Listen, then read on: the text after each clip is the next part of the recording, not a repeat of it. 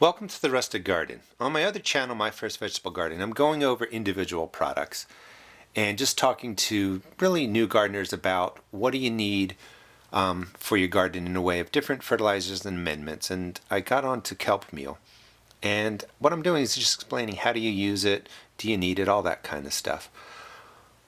When I went to the store today and picked up the Kelp Meal, I wanted to do a video for the Rusted Garden. Not so much about Kelp Meal, I'm going to talk about it, but about us not getting ripped off buying products. Now, I'm not saying this isn't a quality product. I'm sure it's quality kelp.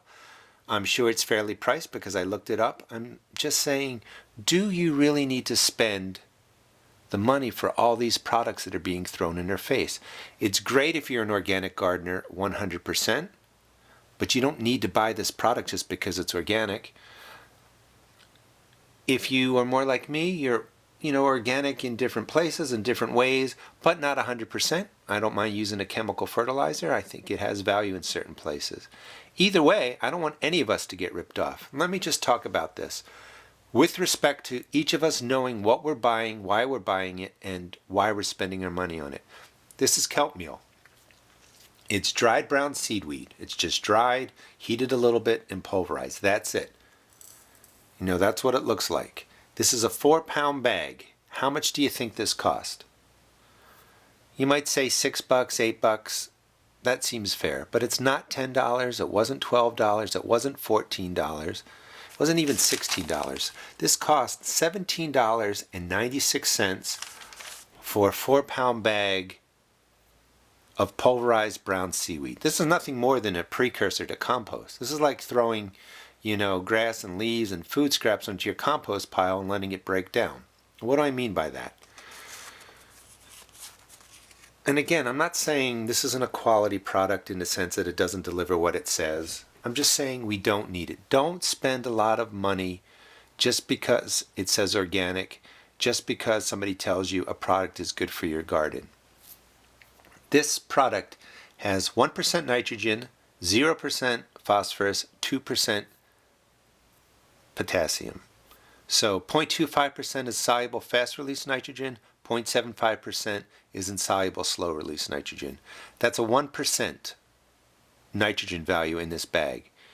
Compost isn't quite 1%, but it's close enough that you don't need to spend the $17.96. It also has 2% fast-release potassium, but you're not getting any phosphorus in there. So already you've spent $18 on a 4-pound bag of something that's not delivering the 3 main macronutrients. To use this, it's 3 pounds per 100 square feet. That's a 10 by 10 garden.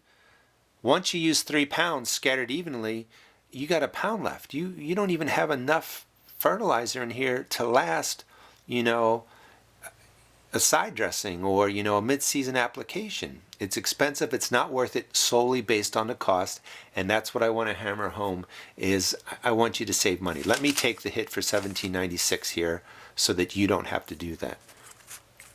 Now, if you decide you have to have Kelp Meal as part of your feeding routine for your plants, that's perfectly fine. I understand. I'm just saying it's not needed. Use 1 or 2 tablespoons mixed well in the planting hole. So if you're planting a tomato or a pepper, watermelon, cucumber, squash, dig the hole, mix in 1 or 2 tablespoons. This is way too expensive to scatter around. Now, it comes back to some of the things that I've said in other videos, is that organic gardening is an approach or a method. It's not just going out and buying whatever organic product is there. This is no better than other organic products. Other organic products are a lot cheaper. You can save yourself a lot of money just knowing what you're buying. So I'm saying Kelp Meal is not needed for anything in your garden. It's way too expensive.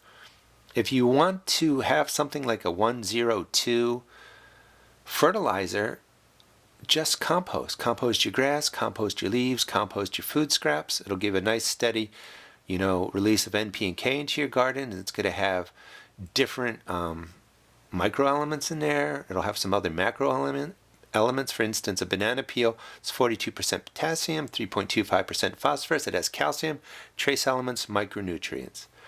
I hope what you take away from this video is really approaching the products that you buy, looking at the cost, challenging yourself and others and saying, why do I need this? What's a cheaper alternative? What's a more effective organic alternative if you want to be 100% organic? Or what's another effective, fertilizer that I don't need to spend all that money?